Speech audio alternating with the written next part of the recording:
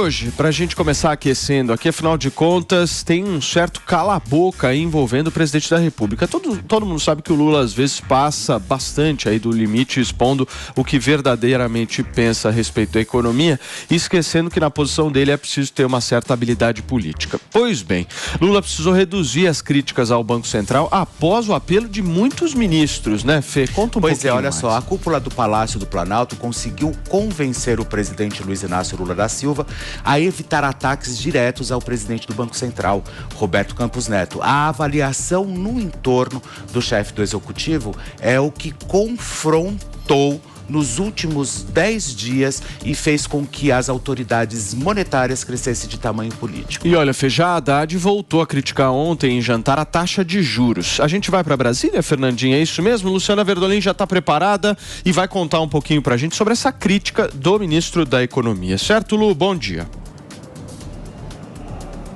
Bom dia, Paulo. Bom dia a todos. Olha, a avaliação aqui interna, inclusive no mercado, é que não tem problema nenhum em criticar a taxa de juros. Todo mundo critica, todo mundo avalia que ela realmente está muito alta. É preciso fazer isso. Mas o recado que vem do Banco Central para o governo é o seguinte: para reduzir os juros, o governo tem que mostrar que está trabalhando para reduzir gastos, o governo tem que mostrar que tem medidas aí na manga, tem medidas para serem anunciadas que vão dar uma maior estabilidade na economia. Não dá para se fazer nada de forma artificial, não dá para fazer nada aí na base da cobrança. Por isso, o próprio presidente Lula foi orientado a dar um tempo. Os ministros aqui do Palácio do Planalto passaram as últimas 2 semanas negando que o governo tenha tentado interferir, que o governo esteja querendo mudar, né?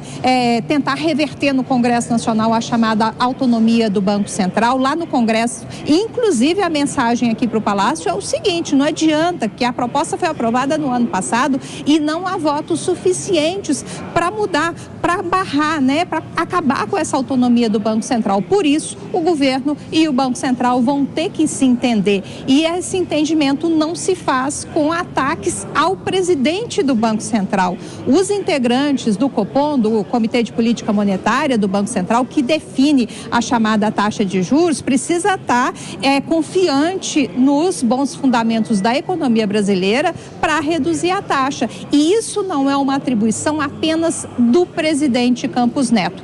Tudo isso foi dito ao presidente Lula, que pelo menos por enquanto a gente está vendo que está mais tranquilo, tem tentado evitar aí ataques diretos ao presidente do Banco Central. Agora, críticas ao tamanho, né, da taxa de juros, isso aí é recorrente no país. Inclusive no primeiro mandato do presidente Lula, o então vice-presidente José Alencar criticava muito, era quase que um mantra dele, todo dia falando que precisava baixar juros para incrementar a economia e que os empresários na época já faziam essa reclamação. Então é uma questão recorrente não só no governo atual, mas também nos outros governos. O que não dá é para fazer ataques diretos ao presidente do Banco Central. Hoje tem reunião do CMN, do Conselho Monetário Nacional.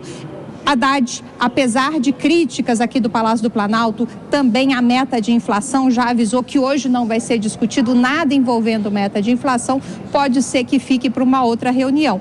E esse encontro que vai ter logo mais à tarde, lá no Ministério da Economia, vai integrar o ministro Fernando Haddad, a ministra do Planejamento e também o presidente do Banco Central, para discutir assuntos rotineiros. Então é preciso, o CNME só muda, por exemplo, qualquer atribuição, só muda qualquer fundamento da economia quando tem aí a opinião dos 3, o aval dos 3 integrantes do Conselho. Então, assim, a avaliação é que, pelo menos por enquanto, é preciso conversar mais e atacar menos pessoas, tentar mudar taxa de inflação, mudar a taxa de juros, mas com mudanças na economia, com ações diretas aqui do Palácio do Planalto.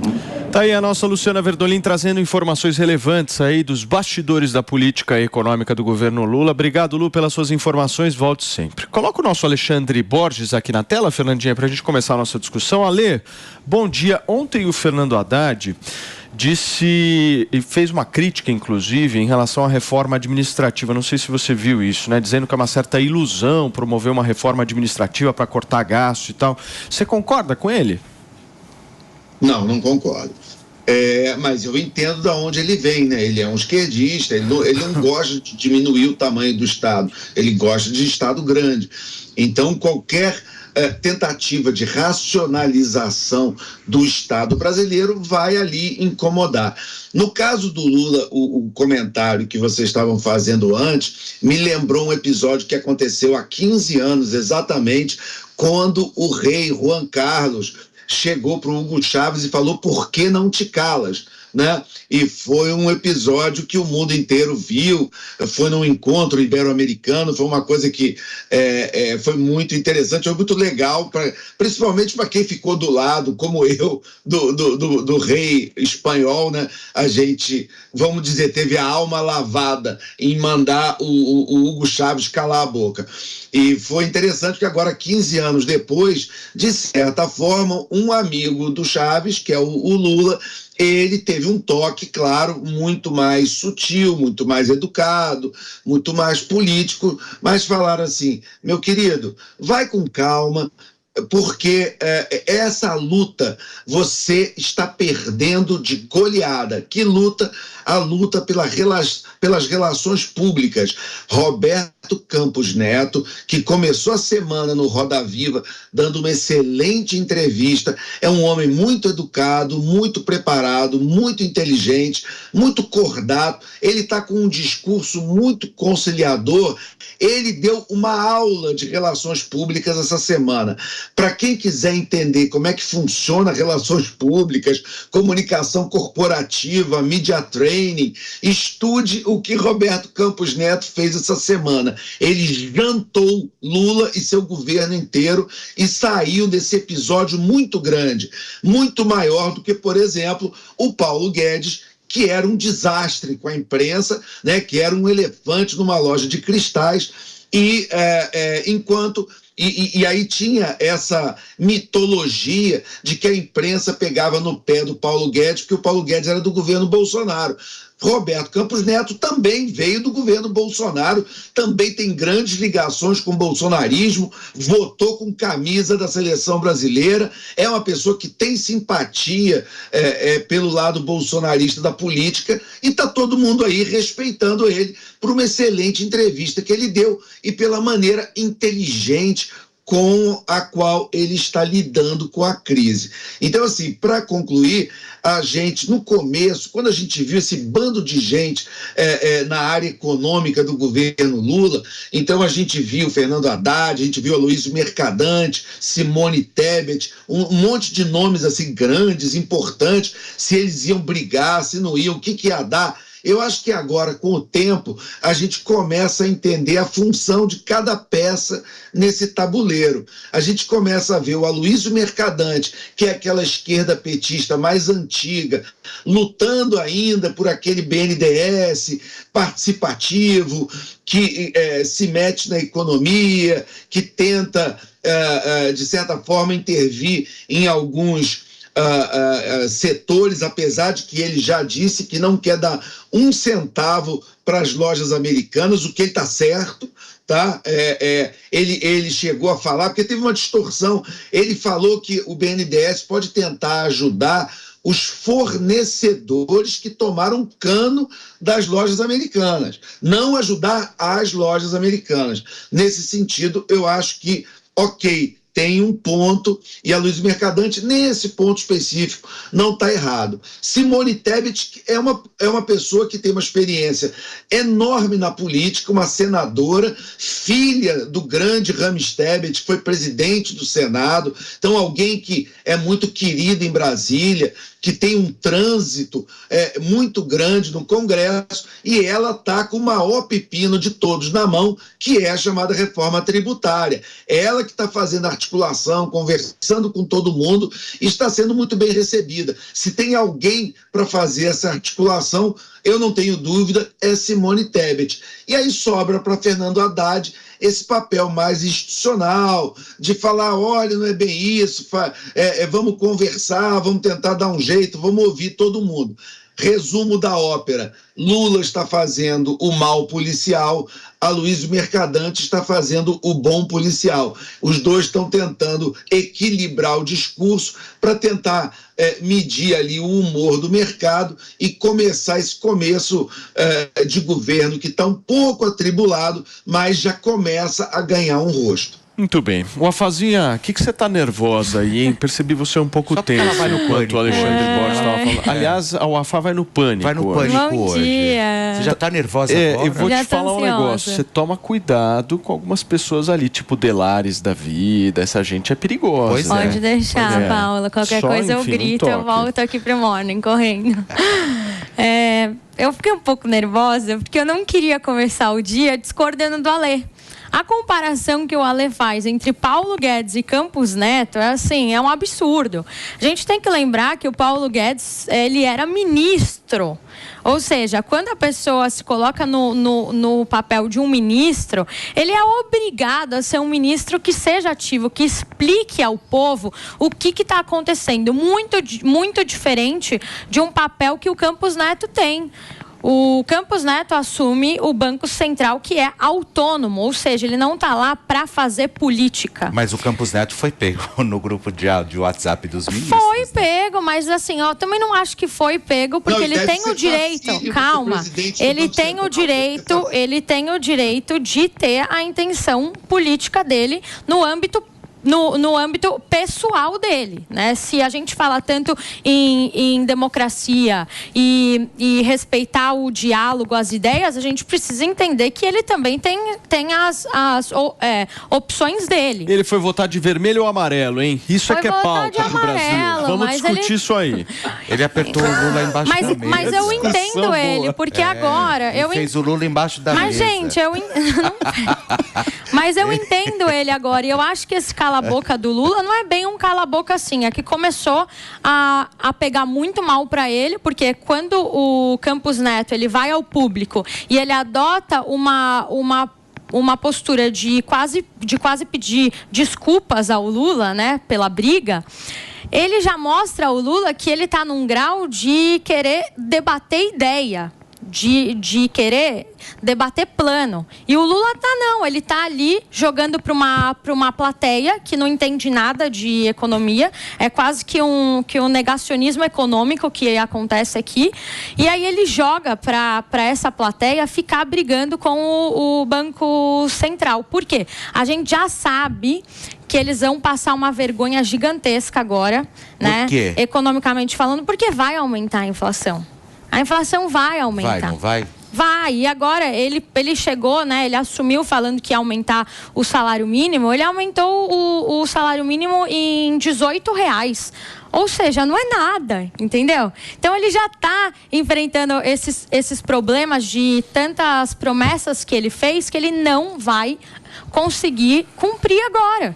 Você tá muito pessimista, o Wafazinha. Gente, eu não estou, é realidade. No Brasil, que é um momento de esperança. A sua beleza não condiz com o seu pessimismo. Não é isso, eu não sou pessimista. Você poderia ser realidade. Uma inflação. Dados e evidências, gente. É só a gente ver o que está acontecendo. Você poderia ser uma menina mais positiva. Pronto. Eu vou te apresentar para Fabi Saad, do Mulheres Positivas. Vou ler o livro. Pra gente dar um up nessa fala. Por favor, meu querido Mano Ferreira. O que você analisa aí dessa história? Viva Olinda.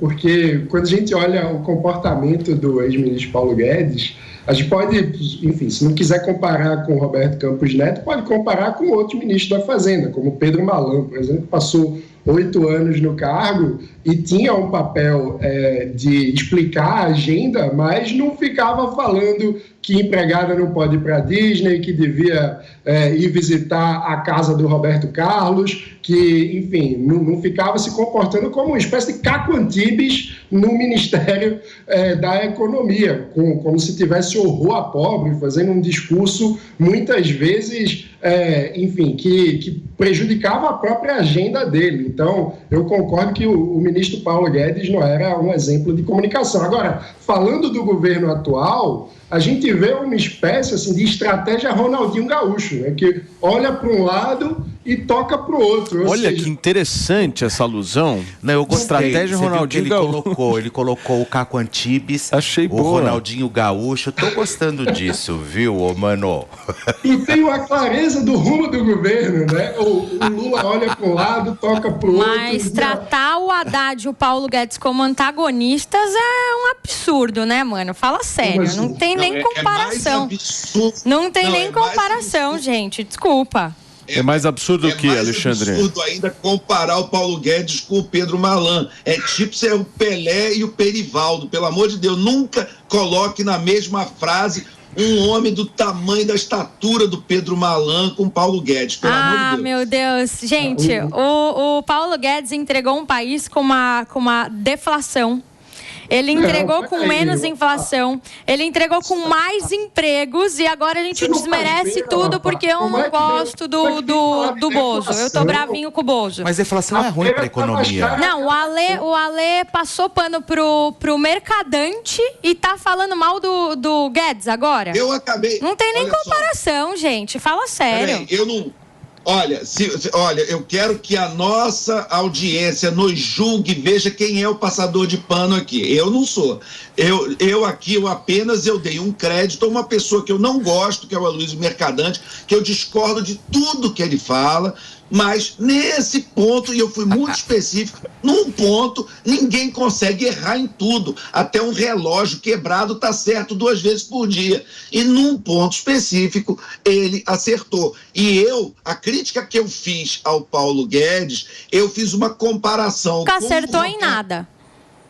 O Lula, Mercadante, Dilma, tá todo mundo tendo crédito e o Guedes, ele não tem nenhum. Não, o Guedes tem, ele terminou o mandato. Mas o seguinte, o que eu posso...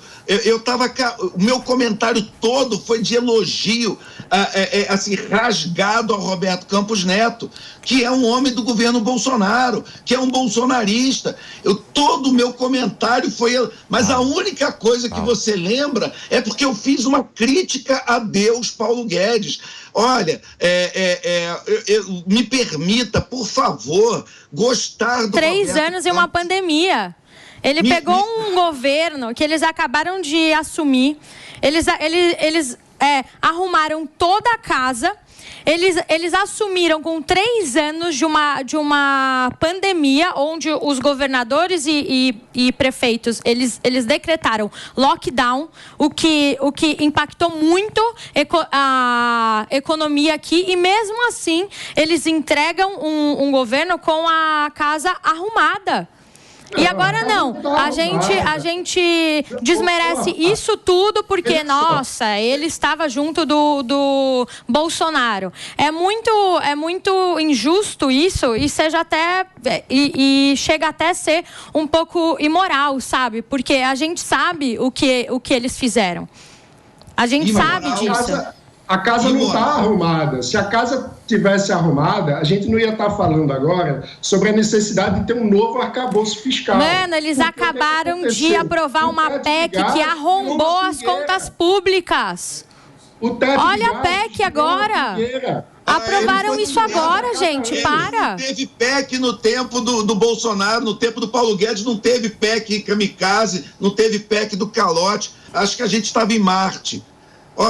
Olha só, eu acho o seguinte, se a gente quiser fazer um programa inteiro sobre o legado econômico do Paulo Guedes, não vamos cansar nossa audiência, a gente estava falando de outra coisa, a gente pode fazer um programa inteiro sobre isso. E o Bolsonaro estourou o teto? Legal e muito elucidativo. Coronavírus, né? Acho ele super teve que estourar. Eu acho super importante. Ele foi obrigado a estourar. Se ele não estourasse o teto, iam reclamar. Só um de cada vez aqui, porque senão meu cérebro não compreende. Deixa eu inserir aqui na conversa, por favor, o nosso queridíssimo Renato Simões, que nós estamos vendo aqui uma discussão política, mas e do ponto de vista econômico, meu querido Renato? Seja bem-vindo, viu? Bom, muito bem. Que fria você se meteu. Desculpa, viu? Bom dia a todos, bom dia, Fernando, bom dia, Wafá, bom dia, Paulo. Mano e Alexandre, realmente o que acontece? Esse discurso do Lula, ele só traz desequilíbrio e é um discurso desnecessário de você ficar criticando. Muito bem pontuado aqui pelos nossos apresentadores, o Roberto Campos, ele foi muito bem, foi muito educado, muito diplomático e mostrou também uma postura muito receptiva ao diálogo. Gente, assim, para ser breve no comentário, países ricos possuem bancos centrais independentes, tá? O Brasil está querendo discutir um novo arcabouço fiscal. Nos países, o que existe? Existe que tetos variáveis, são limites que você pode ultrapassar. E o Brasil é um pouco diferente, porque o Brasil ele tem um teto fixo que você não pode ultrapassar os gastos. E isso é excelente. Por que nós temos que deixar isso de ser uma coisa boa para poder querer ter um teto flexível? Então, assim, se a gente pode ser melhor num modelo diferente das outras economias, por que não? Porque agora querendo mudar. E quando a gente tem um teto que é rígido, o que a gente mostra para os nossos gestores políticos? Olha, você não pode gastar mais do que você arrecada. A sociedade está à frente dos recursos que ela paga através dos impostos e isso não atrai muito a figura do político, do gestor público. Por quê? Porque ele sempre quer gastar mais. Então isso é o que prejudica bastante. Muito bem, para a gente fechar esse assunto, Mano, por favor. Eu queria explicar um pouco daquela estratégia Ronaldinho Gaúcho. Qual é o problema? No futebol é ótimo. O problema na política, e especialmente na economia, é que quando você emite sinais contraditórios, quando você olha para um lado e toca para o outro, você gera uma incompreensão por parte dos agentes econômicos. Então, isso é pior do que risco, porque cada investimento que você faz, o risco é uma parte natural, mas na prática você gera uma ambiguidade. Então, a pessoa fica sem saber para onde vai. Na prática, a ciência econômica mostra o que é que faz o investidor? Procura um lugar onde ele entenda qual é o risco que ele vai correr, porque ficar nessa, sem saber qual é o rumo do país, se vai ou não ter briga com o Banco Central, se vai tentar baixar os juros na canetada, se vai tentar derrubar o presidente do Banco Central, ou se vai apresentar um arcabouço fiscal sério, enfim, essa briga, essa falta de rumo claro, o que acontece com o país na prática é a fuga de investimento. O investidor internacional e mesmo nacional olha para o cenário e diz, não sei que loucura é essa, não sei o que vai acontecer, vou botar meu dinheirinho aonde? Vou botar em outro país que tenha mais segurança.